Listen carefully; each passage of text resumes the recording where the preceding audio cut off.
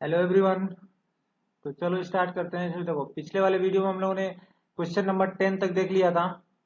Question number 10 तक हमने discuss कर लिया था। ये जीओसी के क्वेश्चन, जनरल ऑर्गेनिक केमिस्ट्री के क्वेश्चन डिस्कस कर रहे थे हम लोग, एमटीजी के, प्रीवियस ईयर के, नीट के। तो चलो क्वेश्चन नंबर 11 देखते हैं क्या कह रहा है। विच of the following species contains equal number of sigma and pi bond. Equal number of क्या होंगे, सिग्मा और पाई बॉन्ड होंगे। तो उसके उस कंपाउंड्स को बताना था। सिंपल सिंपल सिग्मा और पाई बॉन्ड काउंट करना था। सिग्मा बॉन्ड क्या होता है, एक सिंगल बॉन्ड होता है तो वो सिग्मा बॉन्ड ही होता है। डबल बॉन्ड होता है तो उसमें एक सिग्मा एक पाई होता है। और ट्रिपल बॉन्ड रहता है तो उसमें एक सिग्मा होता है और तीन दो क्या होते हैं, पाई होते हैं। तो Cn2 दिया हुआ है ऑप्शन, तो Cn2 बनाओ।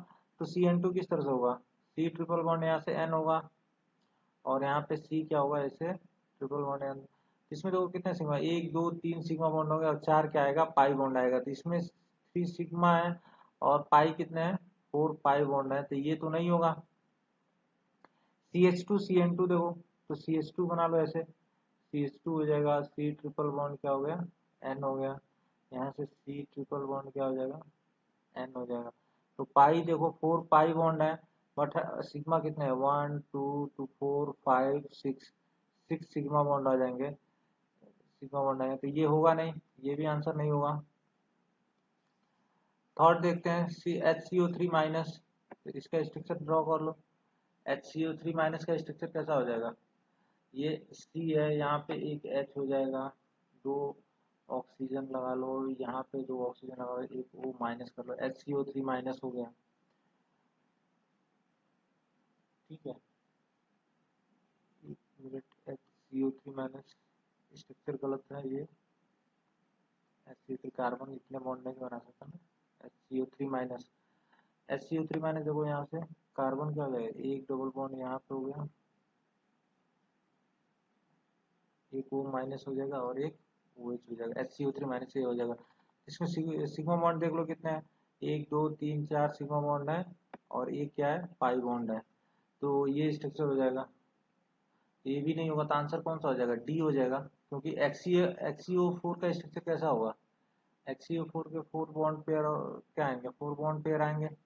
Xc हो जाएगा, ऐसे टेट्राहेड्रल शेप हो जाएगा, दो दो ऑक्सीजन से जुड़ जाएंगे। तो फोर सिग्मा हो जाएंगे और फोर ही क्या हो जाएगा, पाई बॉन्ड ही हो जाएगा। तो ये क्या हो जाएगा, करेक्ट आंसर हो जाएगा। समझ आ गया 11 नंबर। और नेक्स्ट देखते हैं हम लोग इसमें।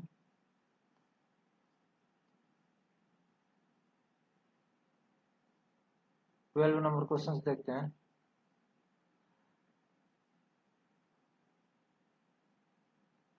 12 नंबर क्वेश्चन देखो, कह रहा है गिवन ये कंपाउंड दिया हुआ है, तीन कंपाउंड दिए, वन टू एंड थ्री दिए हुए हैं। कह रहा है विच of the given compounds can exhibit tautomerism. कौन सा इसमें से टोटोमेरिज्म शो करेगा। तो टोटोमेरिज्म के लिए पता है क्या होना चाहिए, alpha hydrogen must be present. Alpha hydrogen क्या होना चाहिए, मस्ट बी प्रेजेंट। और अल्फा हाइड्रोजन क्या होता है कि कोई CO ग्रुप रहेगा तो वहां से उसके पास वाले कार्बन क्या होता है, अल्फा कार्बन होता है, और वो उस पे जो हाइड्रोजन होंगे वो अल्फा हाइड्रोजन होंगे। लेकिन अगर डबल बॉन्ड आ जाएगा तो कॉन्जुगेटेड रहेगा, तो कॉन्जुगेटेड के बाद जो sp3 वाला कार्बन होगा, उस कार्बन पे के बाद जो जो हाइड्रोजन होगा उस पे जो, उसको क्या, उसको भी हम काउंट कर सकते हैं अल्फा हाइड्रोजन। तो देखो पहले वाले में होगा क्या है, तो ये CO ग्रुप है, CO के पास ये वाला कार्बन अल्फा कार्बन है, यहाँ पे दो हाइड्रोजन हो गया। और यहाँ पे नहीं है लेकिन अल्फा हाइड्रोजन, तो इसमें टोटोमेरिज्म होगा। इसमें भी देखो CO के पास यहाँ पे अल्फा हाइड्रोजन है, यहाँ पे भी अल्फा हाइड्रोजन है कॉन्जुगेशन के थ्रू, तो ये भी टोटोमेरिज्म शो करेगा। इसके बाद देखो इधर तो नहीं है लेकिन यहाँ पे है कॉन्जुगेटेड होते हुए, तो ये भी, इसमें भी क्या करेगा, ये भी टोटोमेरिज्म। तो तीनों के तीनों शो करेंगे तो आंसर कौन सा हो जाएगा, बी हो जाएगा। वन टू एंड थ्री तीनों के तीनों क्या करेंगे, आइसोमेरिज्म, टोटोमेरिज्म क्या करेंगे, शो करेंगे। नेक्स्ट 13 नंबर क्वेश्चन देखते हैं। क्या कह रहा है कि विच of the following compounds, which of the following is the correct representation of electron displacement. Electron का क्या हो रहा है, डिस्प्लेसमेंट होता है for a nucleophilic reaction. Nucleophilic reaction है जहाँ पे क्या होता है, एक न्यूक्लियोफाइल क्या होता है जो हमारा रिमूव होता है, जिसको लिविंग ग्रुप बोलते हैं। लिविंग ग्रुप क्या होता है, रिमूव होता है, और दूसरा न्यूक्लियोफाइल वहाँ पे क्या करता है, अटैक करता है। सब्स्टिट्यूशन होता है न्यूक्लियोफिलिक रिएक्शन जहाँ पे नहीं। तो यहाँ पे देखो क्लोरीन है तो क्लोरीन पहले रिमूव होगा। तो ये चार ऑप्शंस दिए गए हैं। चारों ऑप्शंस में देखते हैं एरो बनाया गया है तो इसमें कौन सा ज्यादा सुटेबल है। तो पहले तो क्या होता है, देखो यहाँ पे हाइड्रोजन क्या होता है, रिमूव होता है, तो इसके लिए ये एरो बनाया गया, तो हाइड्रोजन रिमूव होता है, यहाँ पे क्या बनता है, कार्बोकैटायन बनेगा। कार्बोकैटायन यहाँ पे देखो कॉन्जुगेशन में, तो ये डबल बॉन्ड क्या करें, यहाँ पे शिफ्ट होकर यहाँ पे क्या आ सकता है, पॉजिटिव चार्ज आ सकता है। पॉजिटिव चार्ज को क्या मतलब CH3 का क्या लगेगा, प्लस आई इफेक्ट लगेगा, प्लस आई। ये वाला रिप्रेजेंटेशन क्या है, करेक्ट रिप्रेजेंटेशन है कि इसमें Cl निकल रहा है, फिर कार्बोकैटायन आएगा, कार्बोकैटायन से वो रीअरेंजमेंट करेगा, यहाँ पे कार्बोकैटायन आएगा, कार्बोकैटायन आएगा तो डबल बॉन्ड यहाँ पे शिफ्ट होकर यहाँ पे पॉजिटिव चार्ज आएगा, जो पॉजिटिव आएगा यहाँ पे क्या आएगा, इसका प्लस आई इफेक्ट लगेगा। बट इसमें देखो क्लोरीन नहीं रिमूव किया, केवल इसको शिफ्ट किया, तो इसलिए इनकरेक्ट हो गया। यहाँ पे क्लोरीन रिमूव किया, यहाँ से पाई बॉन्ड को नहीं शिफ्ट किया, तो इसलिए ये इनकरेक्ट हो जाएगा। और भी देख लो इसमें ऑप्शन, यहाँ पे क्लोरीन को रिमूव किया था, पाई बॉन्ड को इधर बोल रहा जाने के लिए, तो ये भी क्या हो जाएगा, इनकरेक्ट हो जाएगा। तो आंसर कौन सा हो जाएगा, ये क्या हो जाएगा, करेक्ट आंसर हो जाएगा।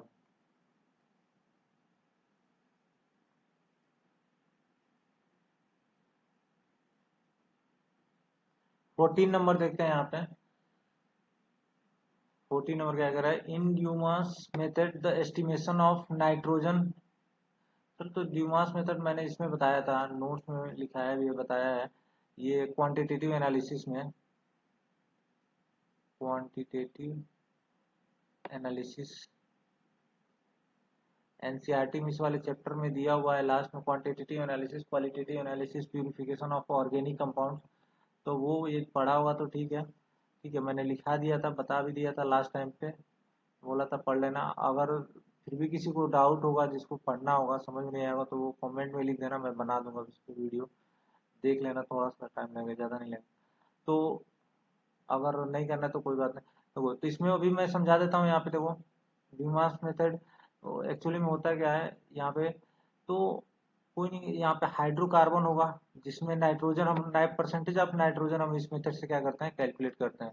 क्या करते हैं हम लोग, परसेंटेज ऑफ नाइट्रोजन कैलकुलेट करते हैं। कोई हाइड्रोकार्बन होगा, हाइड्रोकार्बन होगा जिसमें नाइट्रोजन प्रेजेंट रहेगा, उसको हम लोग CuO के प्रेजेंस में क्या करते हैं, और एयर तो रहेगा, इसके प्रेजेंस में क्या करते हैं, हम लोग बर्न करते हैं। तो ढेर सारी गैसेज निकलती हैं, लेकिन N2 को हम लोग क्या करते हैं, ऊपर वाटर के यहाँ पे क्या होता है, एक ट्यूब होता है ऊपर, हम लोग क्या करते हैं, ट्यूब में क्या करते हैं, यहाँ नीचे KOH होता है, ऊपर हम लोग कलेक्ट करते हैं N2 को, और N2 कलेक्ट होता है, वो N2 का अमाउंट क्वेश्चन में दिया रहता है, और वहां से हम लोग क्या करते हैं, क्वेश्चन सॉल्व करते हैं कि N2 का अमाउंट जो भी दिया रहेगा, वॉल्यूम दिया रहता है, और वॉल्यूम से या प्रेशर दिया रहता है, प्रेशर से हम लोग क्या करते हैं, उसका परसेंटेज कैलकुलेट करते हैं। तो अब देखो इसमें तो बेसिक एक थोड़ा सा आइडिया लगा कि देखो हाइड्रोकार्बन को हीट करते हैं, और वहां से N2 गैस और ढेर सारी गैसेज रिलीज, उन सबको रोक के केवल N2 को कलेक्ट करते हैं, और N2 का वॉल्यूम क्वेश्चन में दिया रहता है।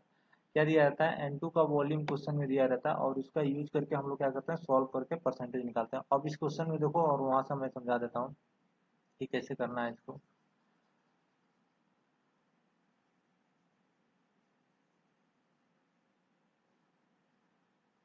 यहाँ पे क्या करेंगे हम लोग, देखो क्वेश्चन में क्या दिया कि 25 ग्राम ऑफ ऑर्गेनिक कंपाउंड दिया, तो उस ऑर्गेनिक कंपाउंड का अमाउंट कितना दे दिया, 0.25 ग्राम दे दिया हुआ है। ये 40 ml ऑफ नाइट्रोजन कलेक्टेड, तो वो जो ट्यूब के ऊपर वहां पे कलेक्ट होता है ना, यहाँ पे ट्यूब के यहाँ पे मान लो KOH है, एंड में यहाँ पे ऊपर जो कलेक्ट होता है N2, तो N2 के बारे में बोला जा रहा है कि N2 का कितना वॉल्यूम है, वॉल्यूम ऑफ N2 कितना कलेक्ट हो रहा है, 40 ml कलेक्ट हो रहा है, ठीक है।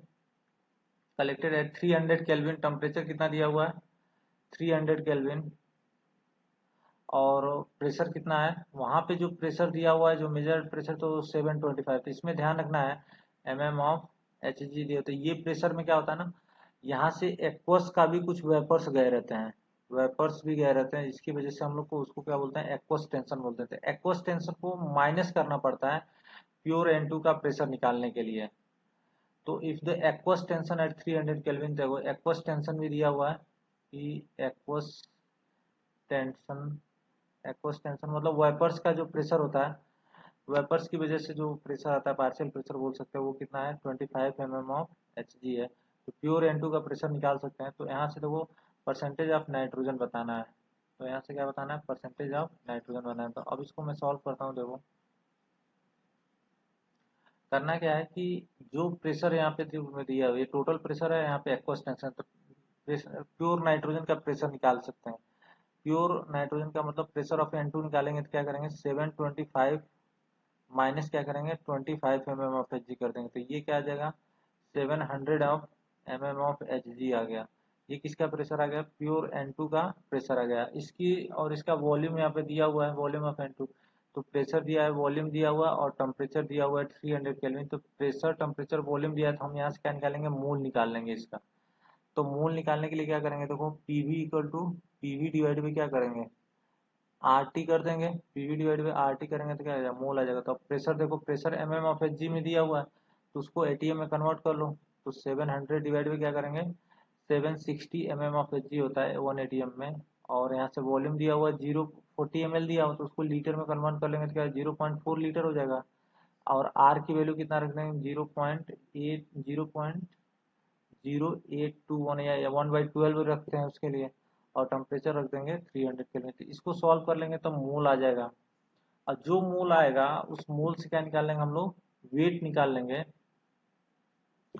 मोल आ गया N2 का, तो वहां से वेट ऑफ N2 निकाल लेंगे। वेट ऑफ N2 तुम्हारा कितना जा रहा है, जो मोल आएगा इंटू 28 से मल्टीप्लाई कर लेंगे तो यहाँ से वेट आ जाएगा। और परसेंटेज निकालना है, परसेंटेज ऑफ N2 निकालना है, तो क्या करेंगे, जो देखो यहाँ से मोल इंटू 28 डिवाइड भी क्या आ जाएगा, यहाँ से 28 डिवाइड बाई यहाँ से 0.25 कर लेंगे और इंटू 100 कर लेंगे तो परसेंटेज आ जाएगा। तो आंसर तुम्हारा 17.676 आ जाता है। देखो ऑप्शंस बहुत पास पास दिया हुआ है, 15.6 17, तो आंसर एक्यूरेट मेजर करना पड़ेगा। यहाँ पे 1/12 अप्रोक्सीमेटली रखना, 300 केल्विन यहाँ पे, ये सब एग्जैक्ट थोड़ी सी कैलकुलेशन करनी पड़ेगी और परसेंटेज ऑफ N2 क्या हो जाएगा, कैलकुलेट हो जाएगा। ये देखो 2015 में पूछा गया था, लेकिन अब इस तरह के नए क्वेश्चन वैसे आते हैं, इसके पूछे जाते हैं, बट फिर भी एक बार देख सकते हो, कुछ भी नहीं करना था। यहाँ से N2 का प्रेशर दिया रहता है, वॉल्यूम दिया रहेगा तुम्हें। N2 का क्या दिया रहेगा, वॉल्यूम दिया रहेगा, टेम्परेचर, प्रेशर, तो जो प्रेशर रहेगा वो टोटल प्रेशर दिया रहेगा। एक्वस टेंशन को माइनस करके हम लोग नाइट्रोजन का प्रेशर निकाल लिए, वॉल्यूम पता चल गया, टेम्परेचर दिया रहता है तो मोल निकाल लेते हैं, मोल से वेट ऑफ N2 निकाल लेते हैं। यहाँ से weight of N2 divide by total weight into 100 कर देते हैं, तो परसेंटेज ऑफ क्या आ जाता है, उस नाइट्रोजन आ जाता है उस कंपाउंड में। समझ में आ गया। तो ऐसे कर सकते हैं, ये डीमॉस मेथड होता है। तो आंसर इसका ए आ जाएगा।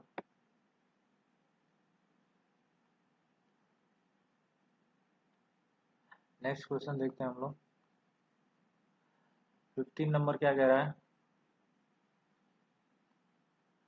Consider the following compounds hyper conjugation occurs in. Hyper conjugation किस में होगा, तो हाइपर कॉन्जुगेशन किस में होता है, देखो हाइपर कॉन्जुगेशन जिसके लिए अल्फा हाइड्रोजन क्या होगा, प्रेजेंट होगा।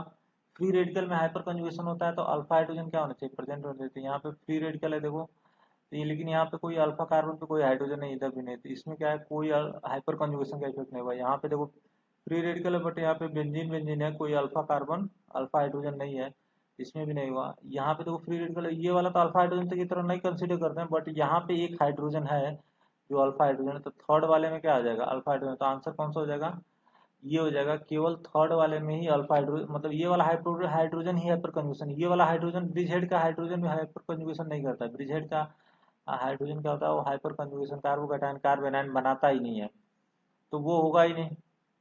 आंसर क्या आ जाएगा, ये आ जाएगा, थर्ड ओनली। अब चलो देखते हैं 16 नंबर क्वेश्चन क्या कह रहा है कि the enolic form of ethyl aceto acetate. पहले तो फॉर्मूला देख लो, इथाइल एसीटो एसीटेट पहले करें। एसीटो होता है तुम्हारा CH3CO, और इथाइल एसीटेट है ना, एसीटो एसीटेट, एसीटेट में तो तुम्हारा क्या हो जाएगा, CH3COO और ethyl aceto, sorry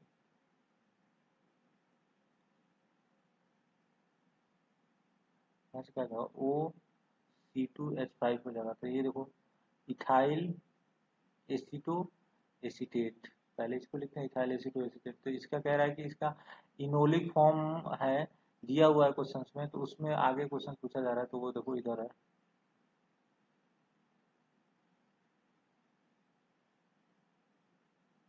enolic form of ethyl aceto acetate, ये देखो दिया हुआ है, ये है इथाइल एसीटो एसीटेट। यहाँ पे देखो इथाइल ग्रुप है और ये एसीटेट हो गया और ये एसीटो हो गया, इथाइल एसीटो एसीटेट। इसका इनोलिक फॉर्म कौन सा, ये है, ये तो कीटो फॉर्म है, दोनों कीटो के। तो यहाँ पे देखो इनोल बना हुआ है, तो इनोलिक फॉर्म ये होगा। तो इसमें पूछा जा रहा है कि कितने सिग्मा, अच्छा इसमें तो ऑप्शंस जो दिए हुए हैं, इनोलिक फॉर्म में बोला जा रहा है कि कितने सिग्मा पाई है, सिग्मा पाई से रिलेटेड है, तो सिग्मा पाई काउंट कर लेते हैं। तो देखो सिग्मा बॉन्ड काउंट करने के लिए सबसे आसान तरीका क्या होता है ना, ऐसा नहीं कि परेशान होने की जल्दी जल्दी जल्दी नहीं करना, हाइड्रोजन काउंट कर लो, 3 4 5 और 5 10, तो 10 हाइड्रोजन हो तो 10 सिग्मा बॉन्ड तो होगा ही होगा, 10 हाइड्रोजन है तो 10 सिग्मा बॉन्ड होगा ही होगा। अब बाकी कार्बन के जितने बॉन्ड दिख रहे हैं वो काउंट कर लो, तो ये देखो 1 2 3 4 5 6, और यहाँ पे एक O और C के बीच में आएगा 7, और एक कार्बन कार्बन के बीच में आएगा 8, तो वो केवल कितने होंगे, 8 बॉन्ड होंगे। तो 18 क्या आ जाएंगे, सिग्मा बॉन्ड आ जाएगा, क्योंकि जितने भी डबल बॉन्ड रहे, ट्रिपल बॉन्ड रहे, सिंगल बॉन्ड रहे, सब में क्या होता है, एक सिग्मा बॉन्ड होता है, तो 18 सिग्मा बॉन्ड हो गया। और पाई बॉन्ड देखो तो एक ये पाई बॉन्ड, एक ये पाई बॉन्ड, तो 2 पाई बॉन्ड और 18 सिग्मा, तो आंसर कौन सा हो जाएगा, सी हो जाएगा।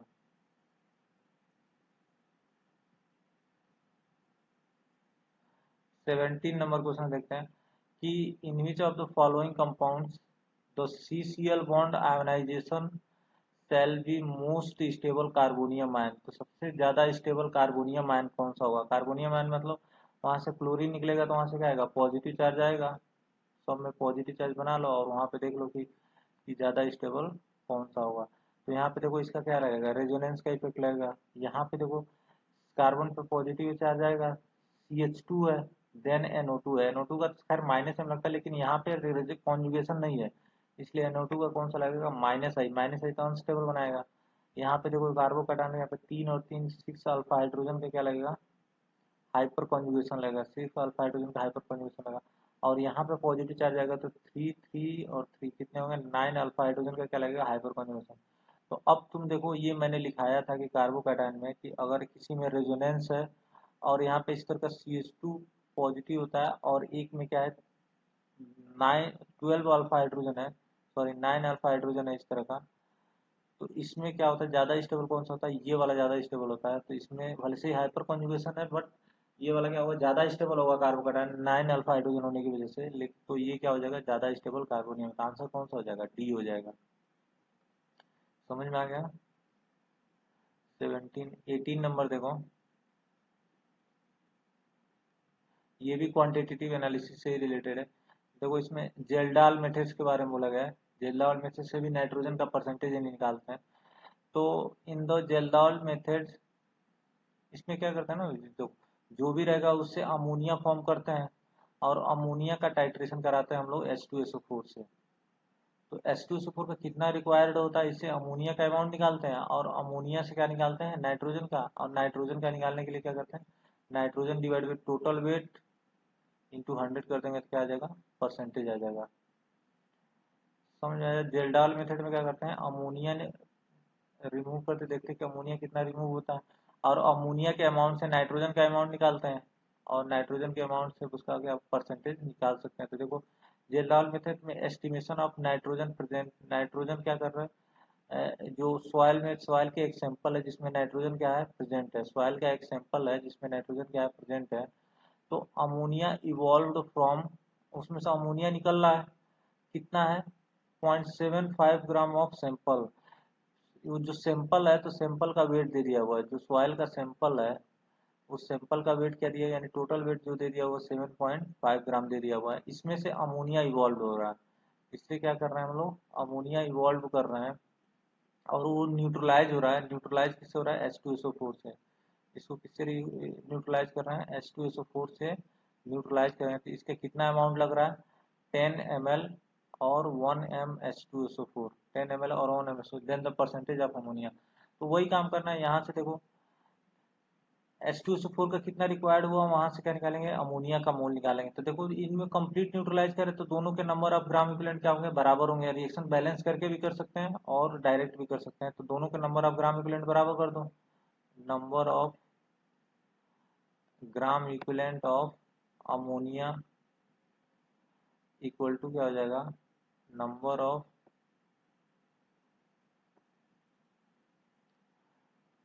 ग्राम इक्विवेलेंट ऑफ H2SO4। तो यहाँ से देखो इसका मोल निकाल लो, मोल ऑफ अमोनिया इंटू इसका अमोनिया का बेस है, इसका एक H प्लस गेन कर सकता है, तो बेस का इसका एन फैक्टर कितना आ जाएगा, 1 हो जाएगा। H2SO4 का एन फैक्टर क्या होता है, 2 होता है। मोल कितने हो जाएंगे, मोलरिटी 1 दिया हुआ है और वॉल्यूम कितना 10 ml, तो यानी 0.01 हो जाएगा। यहाँ से 0.02 मोल आ गया। मोल ऑफ अमोनिया कितना आ गया, 0.02 आ गया, 0.02 मोल अमोनिया आ गया। अगर अमोनिया का मोल 0.02 है तो नाइट्रोजन के भी मोल कितने हो जाएंगे, मोल ऑफ नाइट्रोजन एटम कितना हो जाएगा, नाइट्रोजन के भी मोल कितने हो जाएंगे, 0.02, क्योंकि एक अमोनिया में एक ही तो नाइट्रोजन है। 0.02 मोल हो गया, यानी कि वेट ऑफ नाइट्रोजन हम निकाल सकते हैं, 0.02 इंटू। अब यहाँ पे डाउट आता है कभी कभी कि 14 का मल्टीप्लाई करें 18 का। हमने देखो नाइट्रोजन NH3 क्या है, NH3 का मोल 0.02 है, तो नाइट्रोजन एटम के मोल देखा 0.02 ही होंगे, तो नाइट्रोजन एटम का देखा तो उसका ही मॉलिक्यूलर मास रखेंगे, तो 14 से मल्टीप्लाई कर लेंगे तो कितना हो 28, तो यानी कि 2.8 ग्राम आ जाएगा नाइट्रोजन का वेट। तो अगर परसेंटेज हमें निकालना है, परसेंटेज ऑफ नाइट्रोजन, तो ये देखो वेट आया कितना, 0.28 ग्राम आया है, और टोटल वेट कितना है 0.75 है, इंटू 100 कर देंगे, तो यहाँ से परसेंटेज आ जाता है तुम्हारा 37.33% आ जाएगा। तो ये समझ में आ गया कि कभी भी क्या होगा, एक सैंपल दिया रहेगा, सैंपल से ना अमोनिया इवॉल्व होगा, अमोनिया को टाइट्रेट करेंगे H2SO4, तो H2SO4 का अमाउंट दिया रहता है, वहां से अमोनिया के मोल आ जाते हैं, और अमोनिया के मोल से नाइट्रोजन के मोल, नाइट्रोजन के मोल से नाइट्रोजन का वेट, नाइट्रोजन का weight divided total weight into 100 कर देंगे तो क्या आ जाएगा, परसेंटेज आ जाएगा। ये होता है जेल्डॉल मेथड। समझ में आ गया।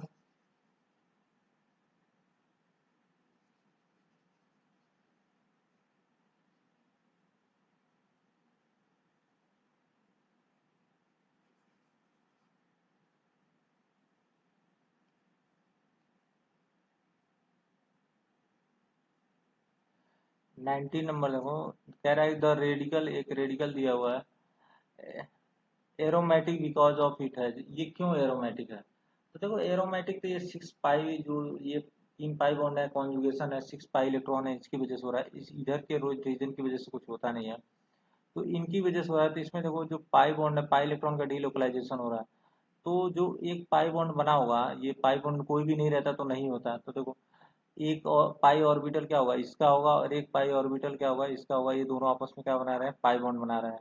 एक पाई बॉन्ड, एक पाई पाई ऑर्बिटल वाला रहेगा, पी ऑर्बिटल, मतलब पी ऑर्बिटल लगेगा, पी ऑर्बिटल और पी ऑर्बिटल आपस में क्या करेंगे, कॉन्जुगेशन करेंगे, मतलब साइड वाइज ओवरलैप में, एक पी इसका ऑर्बिटल आपस में क्या करेंगे, तो इन्हीं की वजह से तो तीन क्या हो जाएगा, 6 पी ऑर्बिटल होंगे, एक ये, एक दो तीन चार पाँच छः, 6 पी ऑर्बिटल हो जाएंगे, और 6 अनपेड इलेक्ट्रॉन, इसमें भी एक होगा, इसमें भी एक, तो जितने अनपेड इलेक्ट्रॉन उतना ही तो बॉन्ड बनाता है, एक अनपेड होगा तो वही तो इसका एक अनपेड आपस में क्या होगा, साइड वाइज ओवरलैपिंग के लिए इसका है।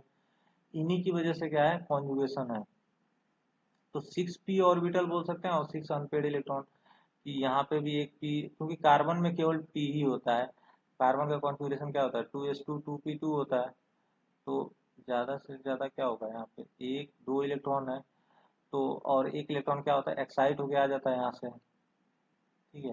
तो ये तो बाकी 3 सिग्मा बॉन्ड बन चुके हैं, तो ये तीनों तो सिग्मा बॉन्ड, यही वाला एक क्या होगा, वैकेंट होगा, तो इसकी वजह से क्या होता है, ये वाला ऑर्बिटल ऑर्बिटल वैकेंट है, तो सब कार्बन में, यहाँ पे कार्बन, यहाँ पे कार्बन, यहाँ पे कार्बन, यहाँ पे कार्बन, यहाँ पे कार्बन, 6 कार्बन में 6 पी ऑर्बिटल होंगे, और उसमें एक अनपेड इलेक्ट्रॉन होगा, तो 6 पी ऑर्बिटल और 6 अनपेड इलेक्ट्रॉन, इसी की वजह से क्या है, एरोमेटिक है।